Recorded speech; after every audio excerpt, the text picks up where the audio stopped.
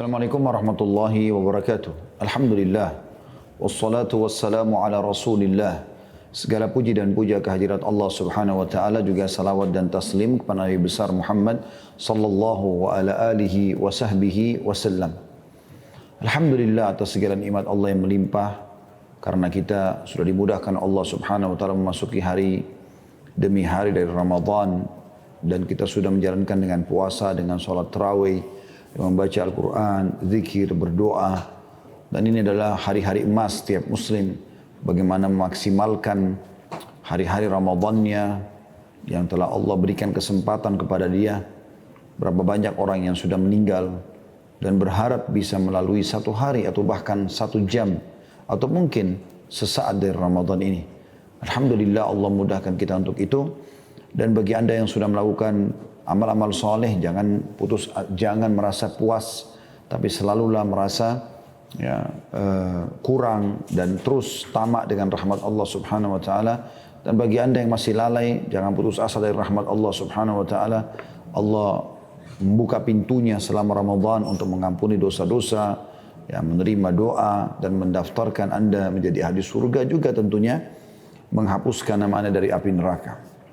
Kita sudah membahas teman-teman kurang lebih setengah dari buku Risalah Puasa Nabi yang ditulis oleh Syekh Muhammad bin Salih Al-Munajjid dan Syekh Abdullah As-Salih.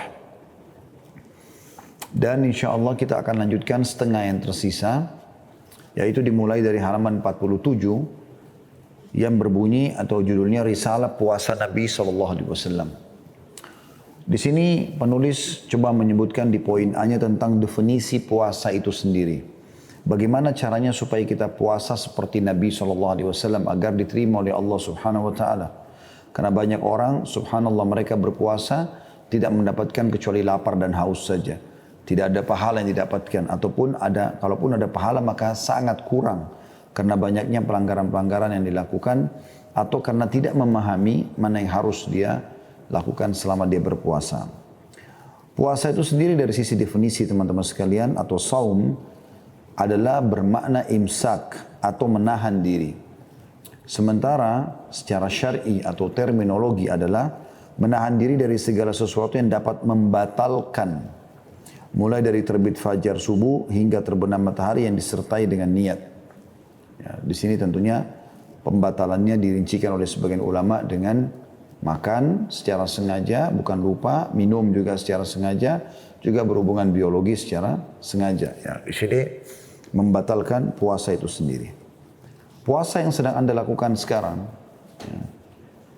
dan hari ini kita masuk insya Allah di hari keempat, setelah tanggal 24, hari Jumat kemarin, 1 Ramadan, Sabtu hari kedua, Ahad hari ketiga, hari ini hari Senin hari keempat.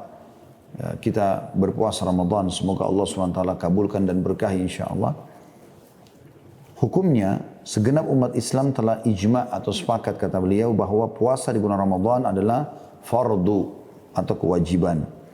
Dalilnya sangat jelas dalam Al-Baqarah 183 yang bunyinya a'udzubillahi minasyaitonirrajim, ya ayyuhalladzina amanu kutiba alaikumus siyamu kama kutiba alal ladzina min qablikum la'allakum tattaqun.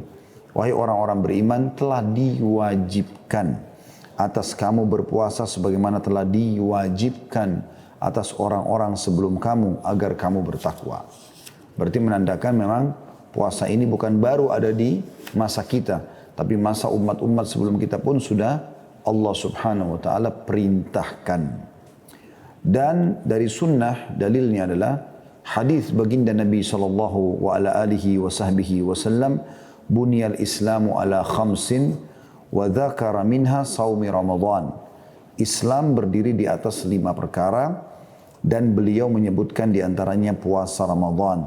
Hadis riwayat Bukhari nomor 8, Imam Muslim nomor 16. Barang siapa yang tidak berpuasa sekalipun 1 hari di siang hari Ramadan tanpa uzur atau alasan dibenarkan secara syariat, misalnya sakit, musafir, wanita haid dan nifas, orang tua pikun dan tidak bisa lagi berpuasa, anak kecil yang belum balik misalnya, maka ia telah melakukan satu dosa besar.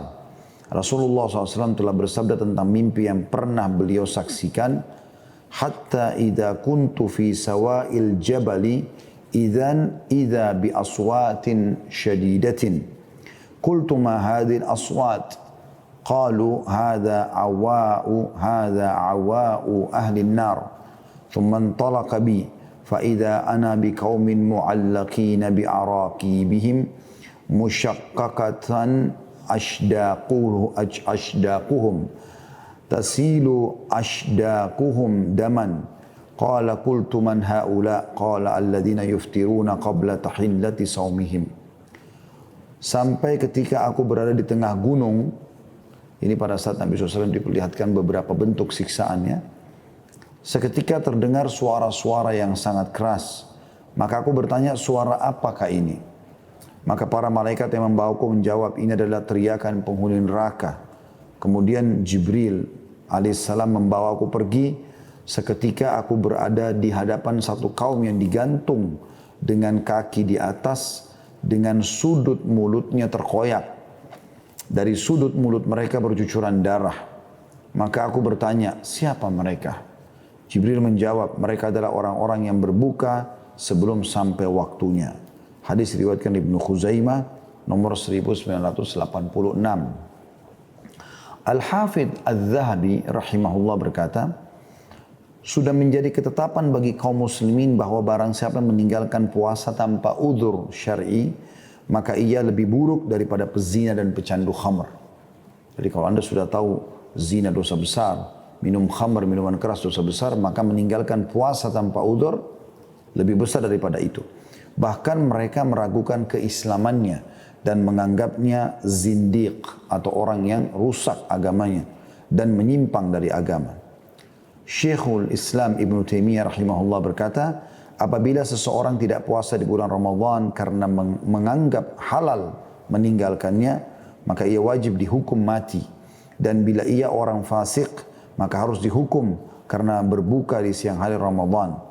Disebutkan dalam Majmu' Fatawa jadi 25 halaman 265. Jadi kalau ada orang sengaja membangkang mengatakan tidak ada puasa Ramadan, ya, dan dia menganggap itu boleh-boleh saja, nggak ada masalah, saya tinggalkan, maka ini hukumnya dihukum penggal, gitu kan? Karena dianggap dia seperti orang yang telah membolehkan apa yang Allah atau telah menganggap tidak masalah melanggar apa yang Allah wajibkan. Dan kalau dia menganggap remeh, ya kalau dia puasa-puasa, kalau enggak mut-mutan kapan dia mau dia puasa, maka ini ya hukumnya ya dia dianggap orang fasik dan dia dihardik ta'zir, diberikan peringatan keras, baik itu di penjara, dicambuk, ya seperti itulah. Di poin C-nya, itu poin 2 tentang teman-teman sekalian hukumnya ya. Di poin C-nya tentang keutamaan puasa itu sendiri. Dan ini adalah hal yang terpenting pada saat Anda ingin mengerjakan sebuah ibadah, apapun sifatnya ibadah itu, maka selalu saja Anda ya, membaca keutamaannya. Kelebihannya apa sih? Keutamaan puasa adalah suatu yang agung. Di antara hadis sahih yang menerangkan keutamannya adalah bahwasanya puasa telah dikhususkan oleh Allah Ta'ala bagi dirinya. Dan bahwasanya dialah yang langsung memberikan pahala dengan melipat gandakan pahalanya untuk orang yang berpuasa dengan tanpa batas. Hadisnya adalah illa siyamu fa innahu li wa ana ajzi bihi. Ini potongan hadis ya. Di pertemuan kita yang 41 di sesi 1 tentang dahsyatnya Ramadan sudah kita bacakan panjang lebar hadis ini ya. Potongannya ya, kecuali puasa, karena puasa adalah milik bagiku atau milikku dan aku akan memberikan pahala secara langsung, kata Allah SWT. Hadis riwayat Bukhari di nomor 1904. Tentu kalau kita mau mengingatkan kembali hadis ini, kata Nabi SAW, semua amal ibadah anak Adam sudah ditentukan kadar pahalanya 10 sampai 700 kali lipat kecuali puasa, karena dia milikku dan aku akan membalasnya secara langsung. Dan juga sesungguhnya puasa ini tiada tandingannya. Sebagaimana hadis riwayat An-Nasa'i di jilid 4 halaman 165, yaitu yang paling besar pahalanya tadi. Doa orang yang berpuasa tidak akan ditolak. Sebagaimana hadis Al-Baihaqi, jadi 3 halaman 345. Yaitu kata Nabi SAW, sungguhnya orang yang puasa mustajab doa atau tidak ditolak doanya. Selanjutnya juga orang yang berpuasa mempunyai 2 kebahagiaan. Yaitu kebahagiaan pada saat ia berbuka puasa dan kebahagiaan pada saat bertemu dengan Tuhannya karena akan raih atau panen pahala puasanya. Ini juga sudah kita jelaskan hadisnya. Tentu dia sejalan dengan hadis yang tadi yang sudah saya sebutkan ya. Kata Nabi SAW dan Allah SWT berfirman, dan orang puasa aku siapkan untuk mereka atau untuknya 2 kegembiraan pada saat berbuka puasa karena berhasil ya menghilangkan haus laparnya dan berhasil insya Allah melaksanakan puasa, menahan hawa nafsunya, makannya, minumnya karena Allah, dan juga pada saat bertemu dengan Allah SWT karena akan disiapkan satu istana khusus, pintu gerbangnya bernama Rayyan. Dan kata Nabi SAW di hari kiamat ada nanti di surga pintu namanya Rayyan khusus untuk orang puasa. Siapa yang berpuasa akan masuk dalamnya dan pada saat mereka masuk ditutup dan tidak akan dibukakan untuk selain mereka. Kemudian puasa juga akan memberikan syafaat di hari kiamat bagi orang yang berpuasa, di mana ia akan berkata, wahai Rabbku, aku telah menghindarkannya dari makanan dan syahwat di siang hari, maka izinkanlah aku memberikan syafaat kepadanya. Hadis ini diriwayatkan Ahmad jadi 2 halaman 174. Ini tentunya dalam lanjutan hadis Allah Subhanahu wa taala mengizinkan puasa untuk memberikan syafaat atau menolong si pelakunya atau orang yang melaksanakannya untuk selamat dari api neraka. Juga bau mulut orang yang berpuasa itu lebih harum di sisi Allah daripada harumnya bau kasturi. Sebagaimana hadis riwayat Muslim jadi 2 halaman 807 yang sudah kita jelaskan ini. Dan mulut orang yang berpuasa, kata Nabi SAW, Allah berfirman, dan mulut orang yang berpuasa lebih wangi di sisi Allah daripada bau kasturi. Juga puasa adalah perisai dan benteng yang paling kuat yang mencegah dari api neraka. Sebagaimana dijelaskan di dalam hadis ya, yang lain, as-shawmu junnah, ka junnati ahadikum minal qital. Sesungguhnya puasa adalah perisai yang paling kuat yang bisa menangkis api neraka, ya. Sebagaimana perisai seseorang dan kalian yang digunakan untuk berperang. Juga puasa, barang siapa yang berpuasa 1 hari di jalan Allah, niscaya Allah akan menjauhkan mukanya dari api neraka sejauh 70 tahun. Sebagaimana hadis riwayat Muslim di 2 halaman 808. Karena Nabi SAW bersabda, siapa yang berpuasa 1 hari ikhlas di jalan Allah atau karena Allah, maka Allah akan menjauhkan dia dengan 1 hari puasa itu 70 tahun dari api neraka. Juga barang siapa, keutamaan yang lain tentunya, barang siapa berpuasa 1 hari karena semata-mata karena mengharapkan wajah Allah dan hidupnya ditutup baginya dengannya, niscaya dia dijamin masuk surga. Hadis riwayat Ahmad jadi 2 halaman 391. Artinya kalau ada orang yang berpuasa kemudian sampai dia meninggal dia mengamalkan terus, ya, apalagi kalau dia meninggal dalam keadaan puasa, dijamin baginya surga. Juga di surga ada sebuah pintu namanya Rayyan, darinya orang-orang yang berpuasa masuk surga dan tidak seorang pun masuk lewat pintu itu selain mereka. Semua yang disebutkan dalam hadis Bukhari nomor 1797. Kemudian berkaitan juga dengan puasa Ramadan, secara khusus puasa Ramadan merupakan pilar atau rukun Islam. Al-Quran diturunkan di dalam bulan ini dan pada bulan ini pula terdapat Lailatul Qadr atau malam kemuliaan yang lebih baik daripada 1000 bulan. Apabila bulan Ramadan tiba, pintu-pintu surga dibuka, pintu-pintu neraka ditutup dan setan-setan dibelenggu. Puasa di bulan Ramadan sama dengan puasa 10 bulan sepenuh. Puasa di bulan Ramadan sama dengan puasa 10 bulan penuh. Ini disebutkan oleh Imam Ahmad jilid 5 halaman 280. Barang siapa yang berpuasa Ramadan karena iman dan mengharapkan pahala dari sisi Allah SWT, maka dosa-dosanya yang telah lalu diampuni. Sebagaimana disebutkan dalam hadis Bukhari nomor 37. Dan Allah mempunyai banyak orang-orang yang dibebaskan dari api neraka pada setiap berbuka puasa atau setiap malam dari malam-malam Ramadan. Diriwayatkan oleh Imam Ahmad jilid 5 halaman 256. Jadi kita bisa lihat teman-teman keutamanya banyak sekali. Dan ini apa yang Anda dapatkan kalau Anda sedang melakukan puasa. Nah, oleh karena itu saya sudah katakan tadi, setiap kali teman-teman mau mengerjakan sebuah ibadah, apapun sifatnya, Mau rajin sholat malam, mau rajin sedekah, mau rajin umrah, mau rajin bakti sama orang tua, mau rajin apa saja. Ya, termasuk puasa, maka baca keutamaannya supaya Anda tahu apa yang Anda dapatkan ya pada saat Anda mengerjakan ibadah tersebut.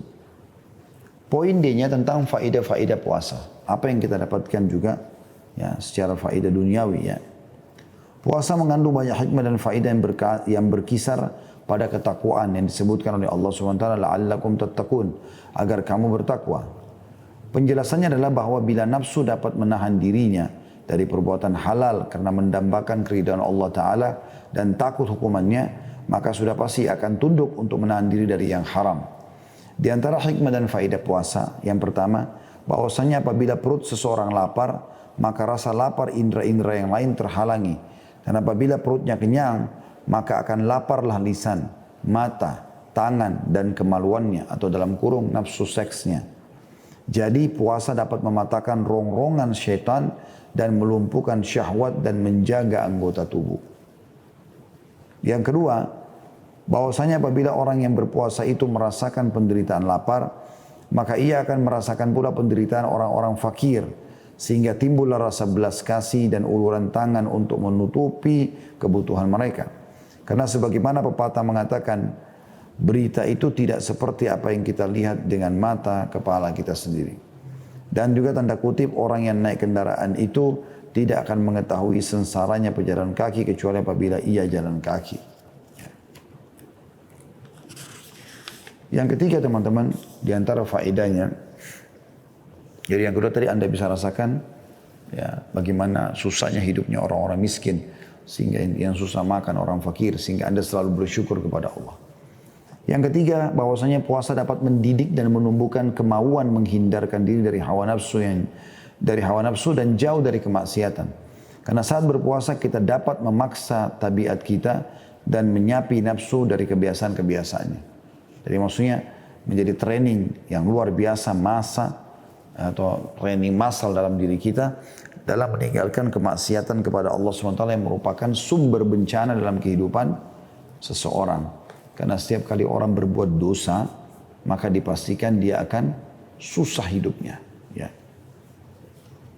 Yang keempat, puasa juga membiasakan kita berdisiplin dan tepat waktu yang mampu menanggulangi keteledoran banyak orang jikalau mereka berakal. Jadi ada waktunya kita mulai sahur, ada waktunya kita berhenti sahur, ada waktunya kita masuk sholat, ada waktunya kita sudah selesai sholat, atau selesai waktu sholat, ada saatnya kita buka puasa, ada saatnya setelah itu kita sholat dulu, kemudian kita baru kembali makan, ada saatnya kita baca Al-Quran, ada saatnya kita berzikir, ada saatnya kita melakukan banyak hal. Maka ini termasuk pengaturan disiplin waktu. Yang kelima, puasa juga menampakkan prinsip kesatuan di antara kaum muslimin, di mana segenap umat Islam berpuasa dan berhari raya bersama pada bulan yang sama. Jadi ini menandakan memang pasti bukan ciptaan manusia. Kalau masih ada yang menganggap Islam itu adalah buatan manusia, sebagaimana sebagian orientalis mengatakan bahwasanya Islam itu adalah karang-karangan Muhammad. Ya.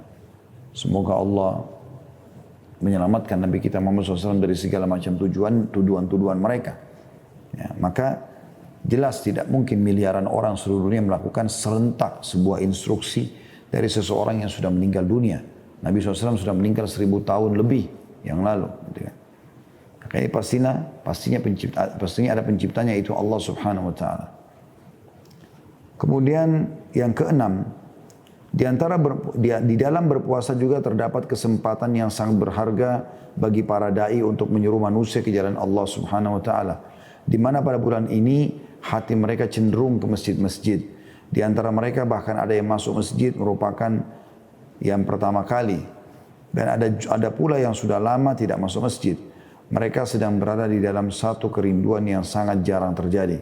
Maka momentum ini harus digunakan sebaik-baiknya oleh para dai untuk memberikan nasihat-nasihat yang menyentuh hati-hati mereka dan menyampaikan materi-materi yang sesuai serta ceramah-ceramah yang bermanfaat yang disertai dengan tolong-menolong di dalam kebaikan dan juga ketakwaan. Namun kata beliau, hendaknya dai jangan terlalu disibukkan mengurusi orang lain hingga lupa dirinya sendiri, hingga seperti lilin menerangi orang lain tapi membiarkan dirinya sendiri terbakar. Nah, jadi ini diantara faedah-faedah yang bisa diambil ya. Dan faedah terakhir ini sangat luar biasa. Ini motivasi buat para da'i, para ustadz, ya, para guru. Bagaimana mereka menunggangi giroh atau rasa semangat dan cemburuan terhadap agama di setiap jiwa seorang mukmin pada saat atau seorang muslim pada saat masuk Ramadan agar bisa disentuh lebih jauh. Ya, karena pada saat Ramadan tiba, jiwa kita lebih cenderung untuk melakukan perbuatan-perbuatan kebaikan. Selanjutnya poin E-nya adalah adab-adab berpuasa. Ini termasuk hal yang penting juga untuk diperhatikan ya. Bagaimana kita memperhatikan tentang adab-adab berpuasa. Jadi ada tata keramanya ya. Di antara adab-adab puasa itu ada yang wajib dan ada pula yang sunnah. Di antaranya adalah yang pertama berupaya sedapat mungkin untuk sahur dan menundanya hingga di penghulung waktunya menjelang azan subuh. Rasulullah SAW bersabda, "Tasahharu fa inna fis sahuri barakah." Makan sahurlah kalian karena sesungguhnya di dalam makan sahur itu terdapat berkah. Hadis riwayat Bukhari jilid 4 halaman 139. Jadi sahur adalah makanan yang penuh berkah dan sekaligus menyalahi kebiasaan ahli kitab, dan sebaik-baik makanan sahur adalah kurma sebagaimana disebutkan dalam hadis Abu Daud nomor 2345 dan disebutkan juga dalam Sahih At-Targhib jilid 1 halaman 448. Ini adab yang pertama harus Anda perhatikan, usahakan sahur. Ya. Sahur bangun, makan, minum. Ya. Tentu di sini juga saya perlu tekankan kembali apa yang saya jelaskan beberapa hari yang lalu. Pada saat kita menyambut hari pertama buka puasa di hari Jumat yang lalu, saya sempat sedikit menyebutkan mungkin menjelang azan di waktu Jakarta ya, atau Indonesia Barat itu saya sempat jelaskan beberapa adab yang harus diperhatikan. Seperti misalnya baca basmalah, pakai tangan kanan, jangan mengagetkan tubuh dengan makan langsung yang besar, yang banyak. Kemudian jangan jadikan sebagai ajang pelampiasan atau balas dendam, tanda kutip di sini ya. Seakan-akan karena dia berapa jam tidak puasa, maka dia langsung saja main makan sebanyak mungkin. Ini nanti tujuan puasanya hilang. Karena tujuan puasa adalah melatih kita agar jangan sembarangan memasukkan ke dalam perut kita. Dan Nabi SAW sudah bersabda, tidak ada wadah yang lebih buruk yang diisi oleh manusia dibandingkan perutnya. Karena dia walaupun sudah kenyang, kalau pengen makan lagi, kalau pengen makan lagi. Makanya sampai membuat tubuhnya kurang sehat ya. Makanya termasuk harus diperhatikan dan begitu juga dengan sahur. Walaupun kita akan berpuasa sekian jam teman-teman, tidak harus kita paksakan diri makan 2 piring, 3 piring makanan. Seakan-akan ketakutan sendiri dia tidak akan bisa tahan laparnya. Nah, itu kan tergantung niatnya, sugestinya. Innamal a'malu binniyat.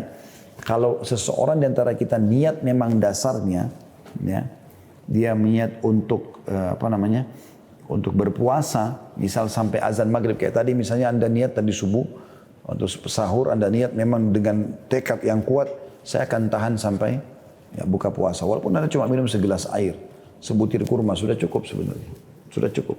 Apalagi kalau dasarnya ya Anda makan yang lebih banyak daripada itu.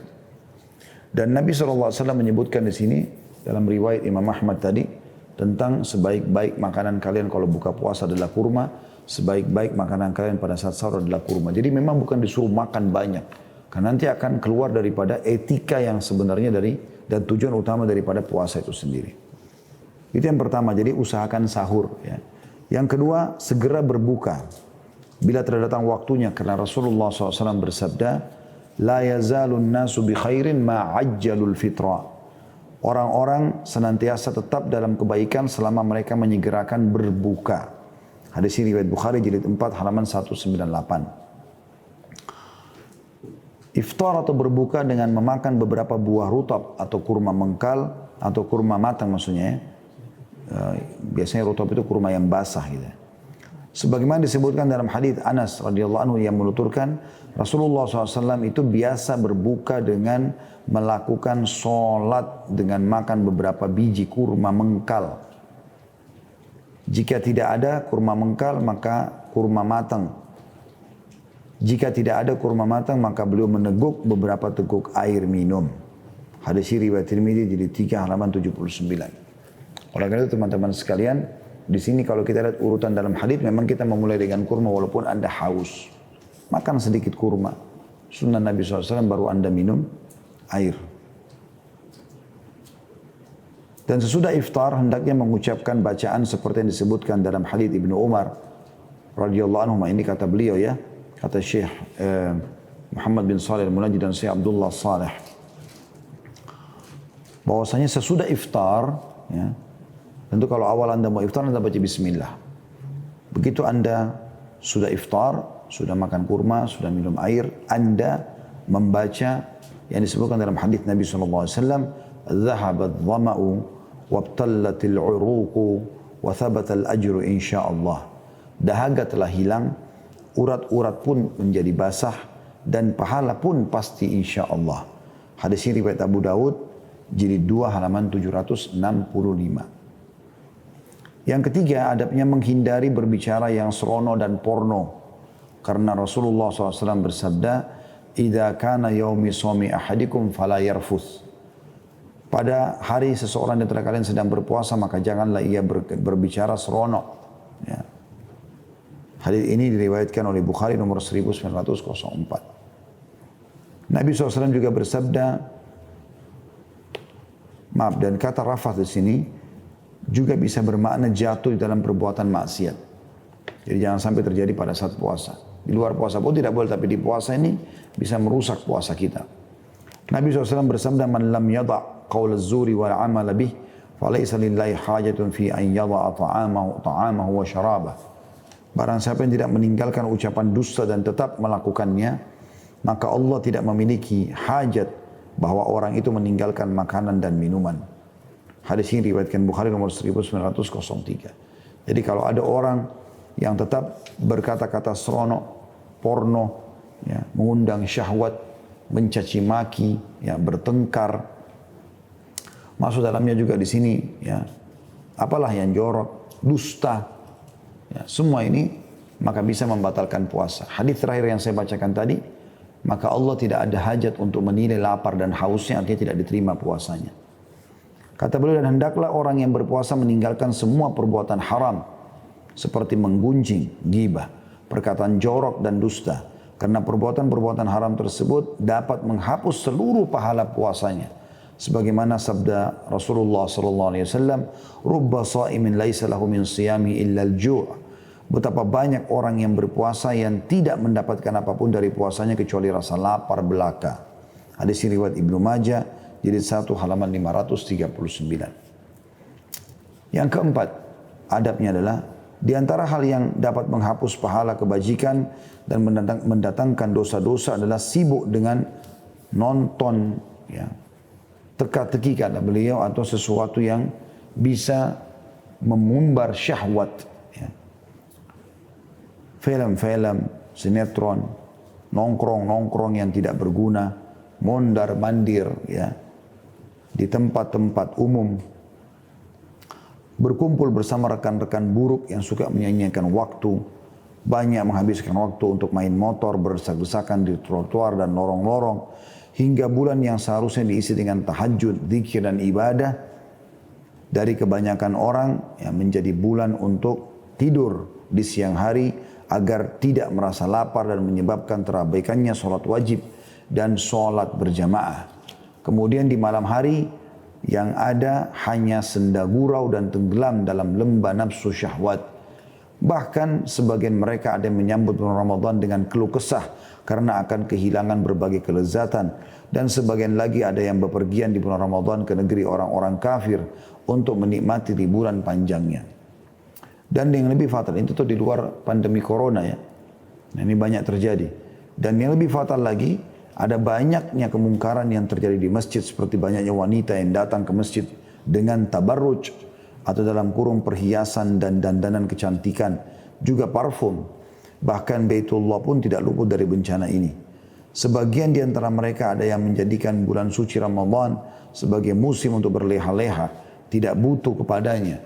Dan sebagian lagi ada orang yang bermain-main dengan sesuatu yang membahayakan, seperti petasan dan kembang api. Ada juga yang sibuk bertransaksi di pasar dan shopping di swalayan dan supermarket. Ya, padahal sebenarnya bukan keperluan, kalau keperluan berbeda, tentu dibolehkan. Dan ada pula wanita-wanita yang sibuk dengan menjahit pakaian dan mengumpulkan berbagai model pakaian serta mengoleksinya pada 10 terakhir hari Ramadan yang merupakan hari-hari kemuliaan hingga membuat banyak orang lalai dan tidak sempat untuk meraih pahala dan kebaikan. Jadi panjang lebar apa yang saya bacakan ini subhanallah memang lagi terlihat depan mata kita realitanya memang ada di lapangan ya. Seperti kasus banyaknya orang yang pergi safar di negara-negara kafir. Di zaman kita sekarang, di waktu ini tepatnya, di masa pandemi, mungkin tidak seperti itu. Karena memang lagi diisolasi. Tapi sebelumnya tidak seperti itu. Banyak kita temukan umat Islam pergi ke negara-negara lain dengan berhujjah atau beralasan bahwasanya adalah pesafar, tidak harus puasa. Lalu kemudian mereka pun pulang ke negaranya pada saat selepas Idul Fitri, kosong dari ibadah, hidup seperti orang-orang kafir, bahkan naudzubillah ada yang lebih jauh berzina, minum khamr, berjudi. Jadi bahkan bukan sama sekali mereka menjadikannya hari-hari untuk kembali kepada Allah, justru mereka menjauhkan diri dari Allah Subhanahu wa taala. Wa naudzubillah. Ada sebuah kasus di Saudi terjadi kisah nyata. Ada seseorang yang kaya raya, seorang pengusaha yang sukses di Saudi. Subhanallah, dia tidak pernah puasa Ramadan. Apa yang dia lakukan? Selama 10 tahun ini. 10 tahun berturut-turut. Jadi setiap kali tiba Ramadan, sebelum Ramadan dia ajak istrinya, anaknya semua berangkat ke Eropa, ke Amerika. Lalu hidup seperti bukan orang Islam. Mereka makan, mereka minum dengan alasan musafir. Pulang pas selesai Idul Fitri. Ya. Dan ada juga keluarganya mereka yang tahu kalau mereka tidak puasa. Subhanallah, satu waktu orang kaya ini diuji oleh Allah SWT dengan penyakit. Dia kena penyakit yang penyakitnya ini selalu membuat kalau muncul tuh kejang di daerah perut. Dia berobat sana sini, tidak pernah sembuh. Dan terus dia berobat sampai 2 tahun, 3 tahun, tidak bisa sembuh. Subhanallah, satu waktu dia dengar ada satu dokter spesialis penyakit dalam terbaik di Amerika, dia pergi ke sana. Kebetulan orang ini Katolik, ya, dokternya. Pergi sana, kemudian pada saat dia tiba di sana, dia pun akhirnya dia berobat, bertanya. Dokternya lihat dari nama-nama dokter yang pernah datangi, semuanya dokter-dokter yang hebat. Kemudian juga dilihat resep-resep edukasi. Memang ini adalah vitamin saja, karena orang ini memang tidak punya penyakit. Dokter tidak ada yang bisa mendeteksi penyakit apa ini gitu. Maka akhirnya dokter Nasrani ini mengatakan, Anda saya mau tanya agama apa? Kebetulan dokter Katolik ini lagi mempelajari Islam. Dia bilang saya Muslim. Kebetulan waktu itu pas menjelang Ramadan. Maka kata dokter Nasrani ini, saya sarankan Anda berhentikan semua obat ini dan coba Anda ikuti terapi puasa yang diperintahkan oleh agama Anda itu. Dokter ini tidak tahu kalau orang ini sudah 10 tahun tidak pernah puasa. Saya tidak melihat ada obat yang bisa menyembuhkan Anda kecuali terapi puasa. Maka orang tersebut tiba-tiba berpikir, baiklah kalau gitu. Karena memang ini solusi tidak ada lagi sembuh kecuali itu. Dia pulang ke Saudi, negaranya, kemudian dia mulai puasa. Subhanallah, dia ceritakan selalu selesai Idul Fitri dan sampai berapa tahun pun tidak muncul lagi penyakit itu. Dia bilang mulai dari hari pertama puasa, begitu dia puasa, hilang kejang perutnya. Biasanya pada saat muncul, setiap hari muncul sekian lama, dalam beberapa kali dalam jam-jam yang berbeda, di waktu-waktu yang berbeda-beda, saya jam 2, sebentar jam 5 gitu. Tapi sering kejang beberapa menit dan itu kesakitan dia. Semenjak masuk Ramadan dan dia berpuasa hilang sama sekali, secara total. Gak ada lagi dia rasakan itu. Maka puasa punya manfaat teman-teman. Untuk apa lari dari puasa? Gitu kan. Begitu juga Anda yang sibuk dengan perhiasan-perhiasan, menghabiskan waktu di mall. Alhamdulillah sekarang pandemi ini tertutup tentunya.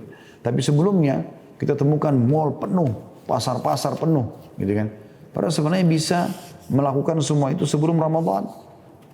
Anda beli kebutuhan misalnya, bisa kan sebelum Ramadan. Tidak harus di Ramadan. Kenapa harus di Ramadan gitu? Dan yang lebih parah lagi biasanya 10 terakhir Ramadan menjelang Lebaran.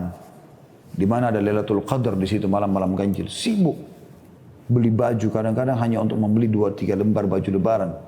Bukannya dia sibuk justru itikaf di masjid, baca Al-Quran, tapi malah jauh dari agama Allah Subhanahu Wa Taala. Ini kita sayangkan sekali.